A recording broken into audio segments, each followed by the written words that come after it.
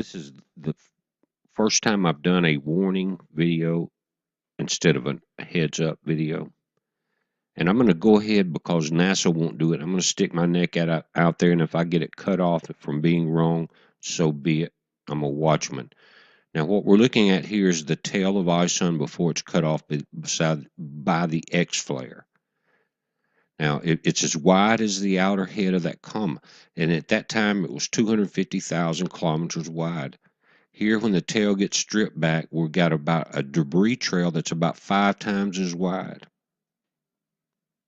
So we have a debris trail close to 1,000,000 miles in, a 1,000,000 kilometers in width.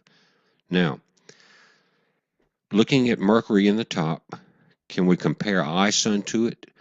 It says, and I did the math on it. Mercury is 22 million miles closer to this camera than ISON is. Okay, that means ISON is 46 million miles away from the camera we're looking at. Now I'm putting a warning out here. This is a disintegration event that we saw. This wider trail will follow behind ISON and try to slingshot around the sun after the 28th for 7 days.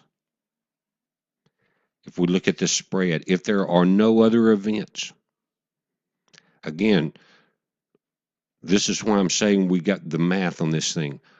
Look at ISON, look at Mercury, look at where I put stereo A. You can check that on that.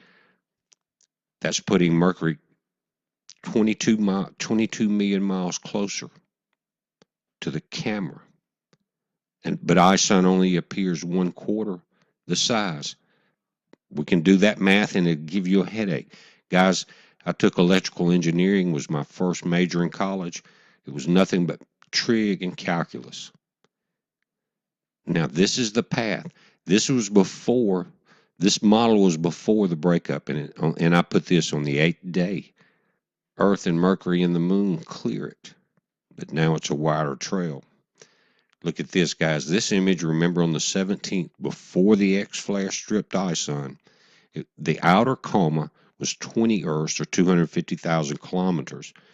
Now, the inner coma is 4 Earth wides, but what appears to be inside of that is 3 Earths wide. It's the radius of Earth times 3 at 3,959. Let's round it off and say 4,000 miles. That's that pink spot in the inside. That's 12,000 miles. Is this a simplified way to do the math? Maybe it is. But guys, I want to show you a couple other images. But this information that you're looking at with the Earths compared to to ISON is not mine. This is from the astronomers and what they showed you, and I showed you on Bruce Guerrieri's site, his calculations. Now look at the new images he's got. And I've got the word ISON up there. Look at the red wings on this thing and the eye in the middle. It's been stripped back. Look at the size of the white, ragged inner section of this. I don't know what's left inside. I know the outer objects were stripped back in that Z pattern, but the inside looks ragged. But no longer is it,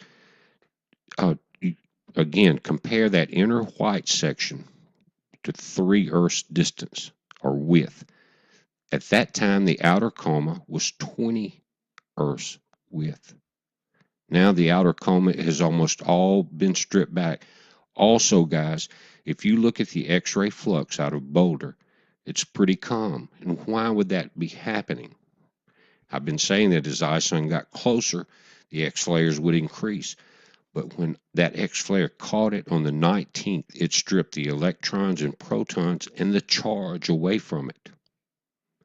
Will it have, and so now we don't have that difference in potential, if you understand electronics, between the plus and the minus. It's not there because ISON was weakened. Now we've got, today's the 22nd, we've got 6 days to perihelion. We're close to the 23rd. Will it have enough time, if another X-flare does not occur, to rebuild the strength to start some more solar activity? In other words, say today's the 22nd, say 2 more days from today, the 24th or the 25th, this thing has built back up a huge outer coma, a huge tail.